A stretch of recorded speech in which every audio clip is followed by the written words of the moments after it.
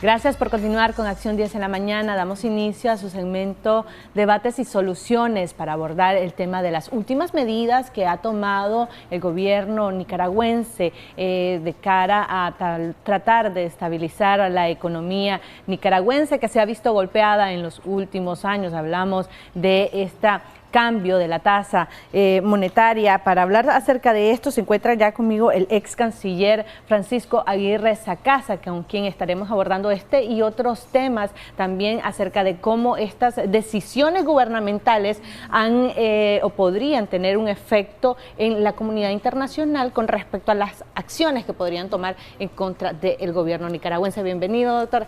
Gracias por estar aquí en Acción 10 en la mañana. Hemos visto que en los últimos días el gobierno a través del Banco Central ha tomado una decisión que muchos ven con cierto escepticismo y con mucha interés por saber cuál impacto va a tener. Por ejemplo, la reducción de la tasa cambiaria del dólar frente al Córdoba, del Córdoba frente al dólar. ¿Hay algún tipo de afectación que podría generar algún tipo de inconformidad con la población? Bueno, buenos días, Michelle, un placer siempre estar con vos y con los televidentes del Canal 10. Para mí y para muchos nicaragüenses creo que esa decisión de reducir el deslizamiento de la moneda nacional, que ha sido una política de Estado, ¿verdad?, durante décadas aquí en Nicaragua, fue una sorpresa. E inicialmente estaba escuchando en la radio y en la televisión diferentes personas cuestionando la medida y el impacto que podría tener nosotros los nicaragüenses. Para mí lo más importante es lo siguiente: no es que de repente los jubilados no van a tener sus pensiones. Los jubilados se tienen que preocupar más bien, Michelle, del hecho de que el Seguro Social de Nicaragua está quebrado, que está siendo obligado el gobierno central de transferirle hasta 50 millones de dólares al año para poder hacerle frente a los desembolsos, pues a los jubilados. ¿Y por qué digo que no van a ser fuertemente afectados? Porque la medida que se anunció, lo que va a hacer en el transcurso de un año entero es cambiar en menos de medio Córdoba el valor del dólar vis-a-vis el Córdoba nicaragüense. Vi en un titular de un periódico ahora que el deslizamiento se va a reducir en un 40%, y 40% suena como mucho, ¿verdad? Pero en el contexto práctico y real para el bolsillo de los nicaragüenses no creo que va a ser un cambio importante. Ahora, ¿en qué va a afectar o podría afectar eso la economía? En primer lugar, podría ligeramente bajar la inflación interna en Nicaragua. Pero a mí lo que más me llama la atención con esta medida es que se podría comprometer la competitividad de la economía nicaragüense, en el sentido de que nuestros productos se van a convertir en ligeramente más caros en comparación, por ejemplo, a los productos de otros países que son competidores nuestros. Pero la verdad es que el gobierno, creo yo, que está buscando mandarle al mundo, y en particular a una misión del Fondo Monetario que se encuentra aquí ahora, la señal de que la Nicaragua o que la economía nicaragüense ahora no solo está recuperando del espacio que perdió desde abril del año 2018, sino que en ciertos aspectos está mejor. Y entonces aquí traje un libro que se lo recomiendo a todos los nicaragüenses que les interesa la cuestión económica. Se llama en español Las perspectivas mundiales del mundo. Este lo traje yo de la reunión anual del Fondo Monetario y del Banco Mundial cuando estuve allá en Washington. Y aquí está la explicación, creo yo, que permitió que el gobierno tomase esta medida. Y es que por primera vez en muchísimo tiempo, desde que yo estoy siguiendo la economía nicaragüense, por el colapso de las importaciones de Nicaragua, nuestro balance de comercio con el resto del mundo ha pasado a ser positivo, es decir, estamos exportándole al resto del mundo mucho menos de lo que estamos importando del resto del mundo. Hay otros factores que afectan a ese balance comercial, pero ¿qué quiere decir? que Nicaragua ahora está menos necesitado de fondos, pero no porque de repente se está generando una gran cantidad de bienestar económico y de capital, inversión acá en Nicaragua, todo al contrario. Pero lo que estamos viendo es que se han desplomado las importaciones mucho más que lo que se han reducido las exportaciones. Usted acaba de decir que estos son mensajes que está tratando de enviar el gobierno a la comunidad internacional para demostrar y a la nacional también. Y a la nacional de que estamos en cierta normalidad económica. En realidad la comunidad internacional, que al final y al cabo dependemos mucho de ella y de su financiamiento, ¿podría comprar este discurso o este mensaje? Bueno, ¿por qué digo eso? Porque ha tomado esta medida, que de nuevo es más que nada un mensaje. Estamos mejor de lo que ustedes piensan. Lo que no explican ellos es que ese superávit comercial que ahora tenemos es el resultado de la manera en que nuestra economía se ha desplomado. Y para que entiendan bien lo que está pasando nuestros compatriotas y los televidentes, tomemos el caso de los vehículos. En el año 2016, Nicaragua vendió 16,000 vehículos nuevos. Si vos ibas a Autonica, ibas a Casa Pela, Grupo Q, cualquiera de los distribuidores acá de vehículos, vos veías que estaban llenos los lotes de ellos de carros nuevos. ¿Qué pasará este año? Como resultado de la implosión, contracción de la economía nicaragüense, a duras penas se van a vender 3,000. ¿Y qué quiere decir eso? Que en lugar de tener un inmenso inventario de carros nuevos aquí en Nicaragua, cada uno de los importadores y comercializadores de carros nuevos y usados han reducido sus importaciones. Y eso es lo que ha contribuido a que de repente Nicaragua tenga más en exportaciones que en importaciones, ¿verdad? O sea que algo que el gobierno está tratando de proyectar como un dato positivo para el país, un dato en donde ellos dicen nuestra economía está fuerte, nuestra moneda está fuerte, en realidad está fundamentado en un colapso interno de la economía nuestra. Usted decía que hay una misión que ya se encuentra del Fondo Monetario Internacional en nuestro país. Ellos van a tomar en cuenta este tipo de números, van a analizar bien cuáles son la realidad económica de Nicaragua y qué impacto va a tener esta misión en las decisiones que podría tomar el gobierno.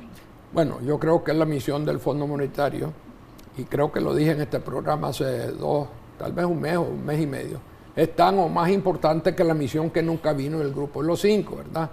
¿Por qué? Porque la economía en cualquier país es muy importante, y sobre todo en un país como el nuestro que está pasando y atravesando una seria crisis económica.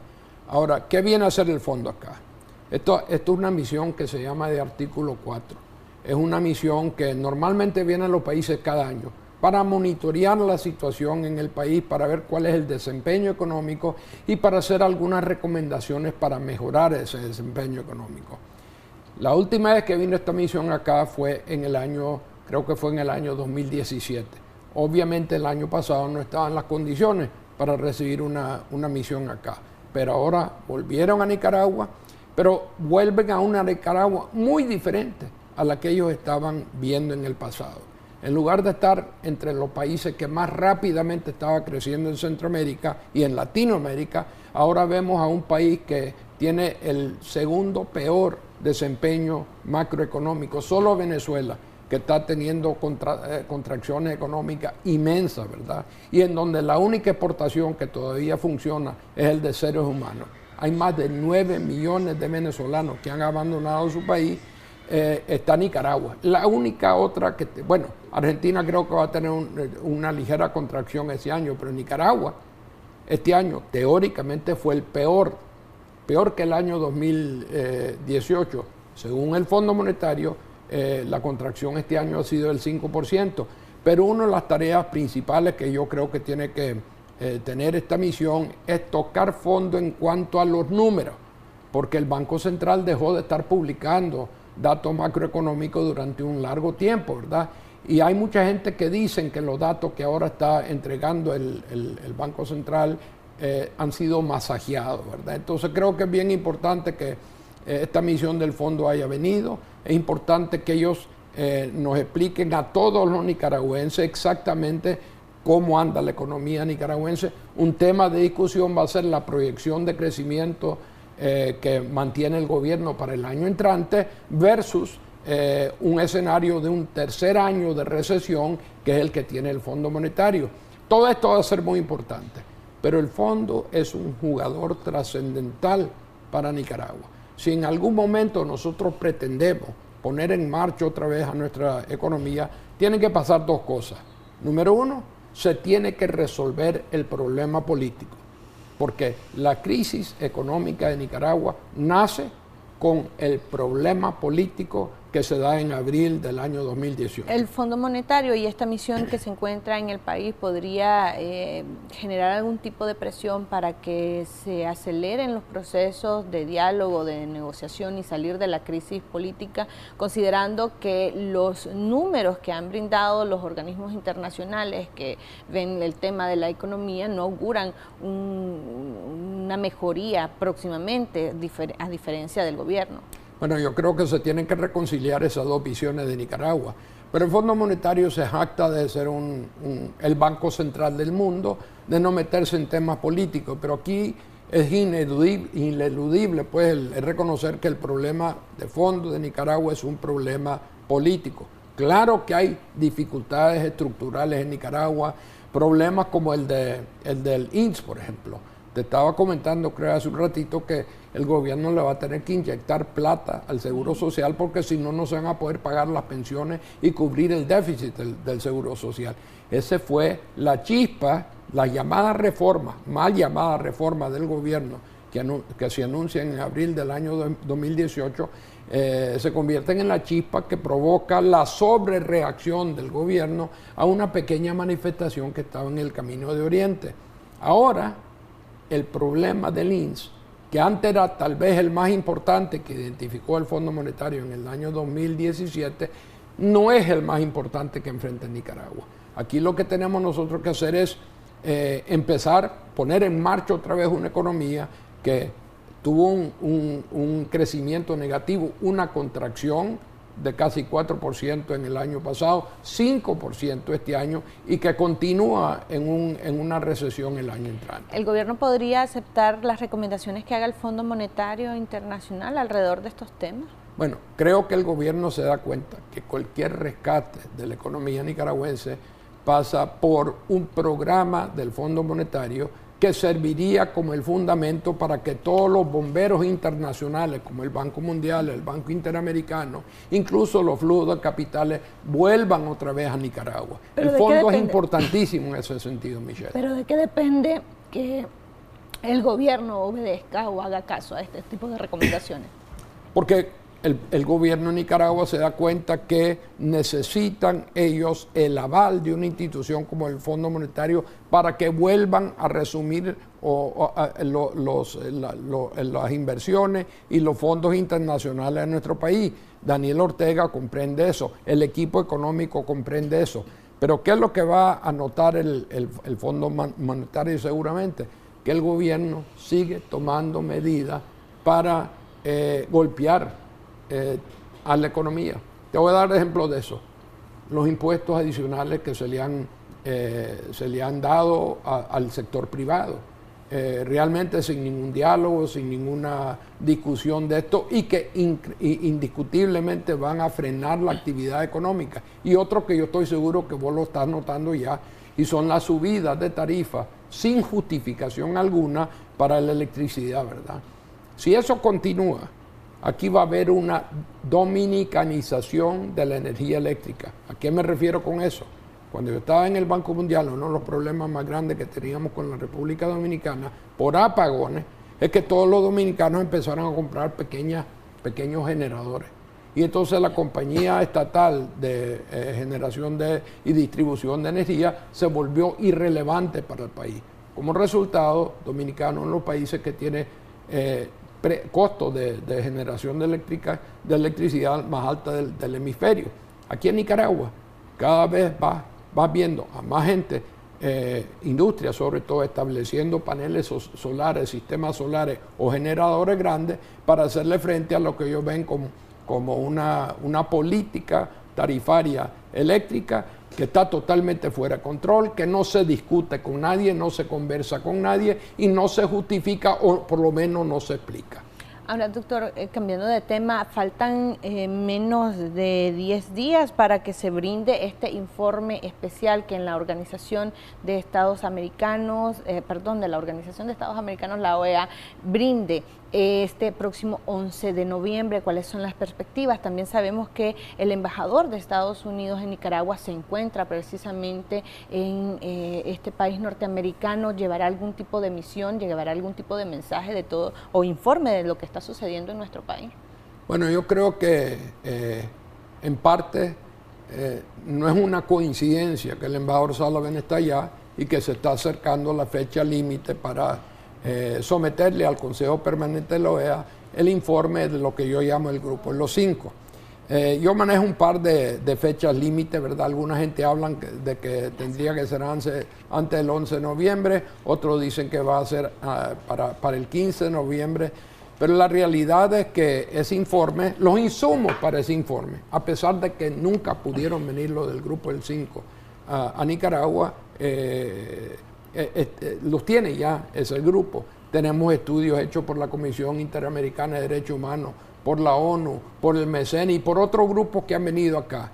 Y además el Grupo del 5 se reunió en El Salvador con representantes pues, de la oposición nicaragüense y escucharon ellos de viva voz la situación en Nicaragua. Pero yo creo que lo que más va a impactar en ellos es el hecho de que ellos no pudieron llegar a ejercer su bueno o a ofrecer sus buenos oficios para arreglar la situación de Nicaragua. Yo creo que ese fue un error táctico y cuidado estratégico por parte de Daniel Ortega.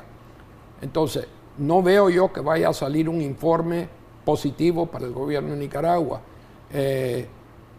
No veo yo que no va a escribirse ese informe, porque ellos tienen un mandato de los cancilleres de las Américas de que ellos entreguen ese informe.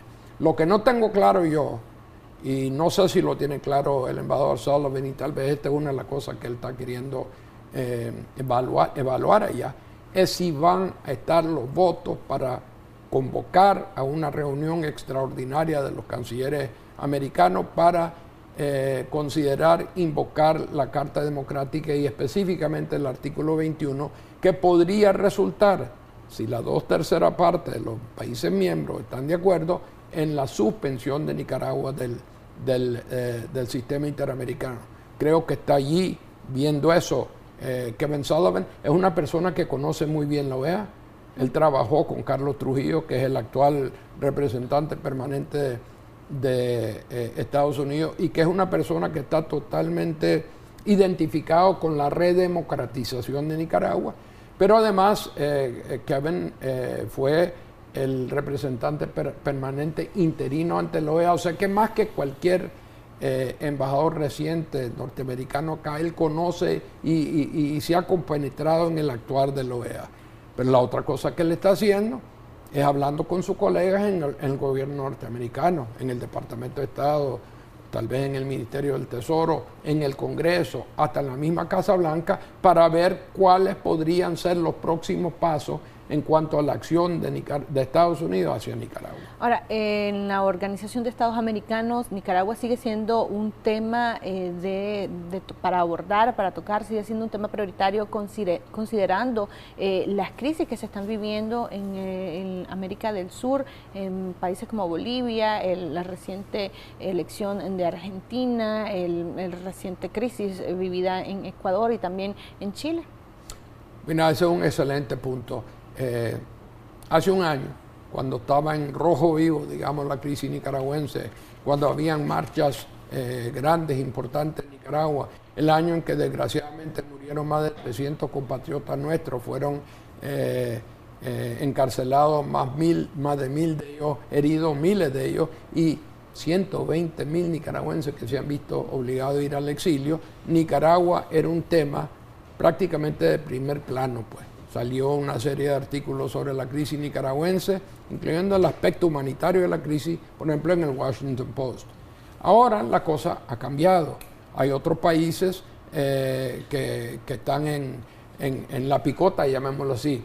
hubo el problema del Ecuador porque se subieron las tarifas de derivados de petróleo y el presidente Moreno se vio hasta obligado a abandonar a Quito como capital temporalmente mientras no se tranquilizaba la situación allí. El problema de Venezuela sigue cada día peor. Argentina acaba de elegir un nuevo gobierno, lo cual significa que esa voz argentina en el Consejo Permanente podría, y que fue poderosamente a favor de presionar al gobierno nicaragüense, ahora va probablemente a cambiar de énfasis y probablemente va a ser más solidario pues con el gobierno actual. Y en fin, lo de Chile, totalmente inesperado, hay mucha distracción allí. Entonces, yo no sé, eso no puede facilitar el voto positivo de los 24 países que se necesitan para aplicarle la Carta Democrática a Nicaragua y sobre todo suspenderlo. Mi opinión personal, en base a eso y conversaciones que yo tuve en Washington en esta última visita, es que difícilmente se va a lograr la suspensión de Nicaragua. Ahora, hay quienes creen o consideran que el Foro de Sao Paulo o todos estos, incluso Venezuela, está intrometiéndose en estas crisis que se está viviendo en Chile. En realidad hay una confabulación de todos estos países donde está la izquierda tratando de desestabilizar el resto de países de derecha. Bueno, en este instrumento que nos conecta a todos nosotros con las redes sociales del mundo y con el mundo, se ha estado sacando información sobre el plan del Foro de Sao Paulo, ¿verdad? Y vi hasta Nicolás Maduro en alguna conferencia de prensa haciendo referencia a un plan y cómo se estaba ejecutando el plan. Yo nunca tuve muy claro a qué plan se refería él, pero yo creo que se puede muy fácilmente exagerar el impacto que ha tenido ese plan de Sao Paulo, si es que existe, en un país como Chile, por ejemplo. ¿Qué es lo que me hace dudar? Y no excluir totalmente esa posibilidad, porque el presidente Piñera en un momento dijo que estaba el país en guerra. Yo me acuerdo que la última vez que estuve con vos acá, vos me dijiste, no, ya se está tranquilizando lo de Chile. Y continuó la cosa, ¿verdad? Y ahora ya van por 20 muertos más o menos, y con un sistema de metro de subterráneo en Santiago en gran medida destruida, con huelgas en todas partes, estado de sitio en muchas ciudades. El tema de Chile no se ha controlado todavía. Ahora, que si eso se debe a un plan de Sao Paulo u otra, ahí no me atrevería yo a decirlo. Tampoco quiero decirte que yo estoy de acuerdo con el enfoque de que Latinoamérica está dividido entre los gobiernos de izquierda y los de derecha. Porque si fuéramos a hacer eso, pues uno tendría probablemente que ubicar a Nicaragua como uno de los países de izquierda. Pero yo no considero a la dictadura de Daniel Ortega y de Rosario Murillo una dictadura de izquierda. Yo la considero una dictadura tradicional, convencional, de la que hemos tenido en Nicaragua nosotros por casi 200 años. Tengo que pasar a los audios que nos han enviado nuestros televidentes por nuestra línea de WhatsApp para que usted haga sus comentarios. Vamos a empezar con los primeros. Buenos días, ex canciller Aguirre Sacasa. Quiero hacer una pregunta. ¿Quién gana, quién pierde con esto de bajar la tasa al 3%? Si el gobierno agarra ventaja o el pueblo o desventaja. Pase buen día. Buen día, muchísimas gracias. Vamos al siguiente. Buenos días, Canal 10, buenos días, señores televidentes. Señor Aguirre Sacasa, yo creo que las medidas que ha tomado el gobierno, las medidas económicas, han sido bien acertadas. Lo que pasa es que ustedes solo le viven buscando un pelo en la sopa y solo viven buscando pero a las medidas realmente que toma el gobierno. Si la economía va poco a poco levantándose y los números lo indican, lo que pasa es que ustedes como opositores no aceptan esa realidad, solo quisieran ver un debacle en nuestra economía, mas sin embargo no será así porque la gente en Nicaragua quiere trabajar, quiere vivir en paz. Gracias. Muchísimas gracias. Vamos a escuchar el siguiente. Buenos días. Pues yo pienso que en vez de estar haciendo malabares con los dólares, sería mejor reducir el ejército y la policía. Vamos a escuchar el último de los audios. Buenos días a los panelistas. Señor Aguirre, lo que se está viendo en Nicaragua es que le están abriendo la gas y después se la van a cerrar el mismo gobierno al pueblo.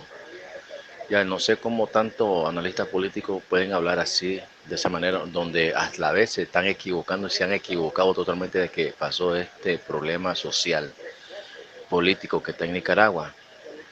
Hay que hablarle serio y sincero al pueblo, ¿no? Esto se está hundiendo cada día y no sabemos por dónde va el país. Ok, muchísimas gracias a las personas que nos han enviado sus audios. Rápidamente, doctor, ellos preguntaban quién gana y quién pierde en esta tasa cambiaria que pasó del 5 al 3%. ¿Es el gobierno o la población? Mira, yo creo que el impacto en el bolsillo del nicaragüense promedio, jubilado o en servicio activo, digamos, no va a ser impactado de una manera muy grande. Es más, quiero decirte algo. Desde hace rato yo he estado oyendo, no porque necesito comprar Córdoba, sino para ver qué estaba pasando en el mercado cambiario, pues paralelo aquí en Nicaragua, y me sorprendió enormemente que nunca se disparó el Córdoba. Es más, me decían los cambistas que el dólar estaba más barato que el Córdoba, que no viniera yo a buscar 35 o 40 Córdobas por cada dólar.